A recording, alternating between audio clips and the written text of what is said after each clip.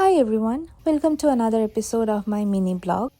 আজ আমাদের সানডে আর সকালে উঠেই আমি ব্যস্ত হয়ে পড়েছি আমার মেয়েকে ব্রেকফাস্ট করানোর জন্য। আর আমি এখানে আমার জন্য একটু কফি করে নিলাম। তারপর আমরা বেরিয়ে গেলাম গ্রসারি শপিং করার জন্য। পুরো সপ্তাহের বাজারটা আজই করতে হবে যদি পসিবল হয়।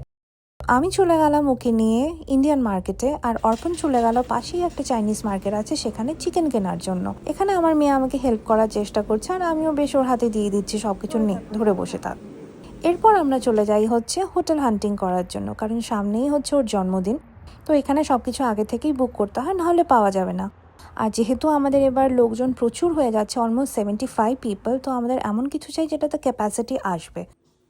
আমরাই চলে এলাম হিলটনের এই হোটেলটা দেখার জন্য, আর বেশ পছন্দও হলো আমাদের, কারণ ওরা বাইরে থেকে খাবার অ্যালাউ করছে। আমাদের ফার্স্ট ক্রাইটেরিয়া এটাই ছিল যে বাইরে থেকে খাবারটা অ্যালাউ করতে হবে। তো আমরা বুক করে চলে এলাম, আর এখন সন্ধে না, বিকেল হয়ে গেছে। তো বিকেল হলো, উইকেন্ডে কাজ প্রচুর থাকে বাড়ি কেনার পর, সেটা আমরা বুঝতে পারি। এখন অর্পণ পেস্ট ক্লিন করছে, কারণ প্রচুর পোকামাকড় হয়েছে।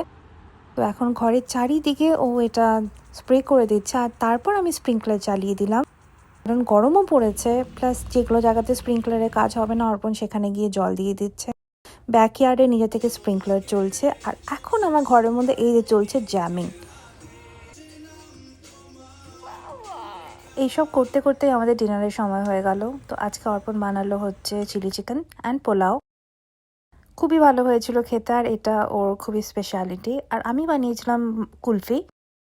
এই দেখো কি সুন্দর হয়েছে কুলফিটা। আর রাত্রে আমি চলে গেলাম 11:30টার সময় আমার বন্ধুকে পিক করতে।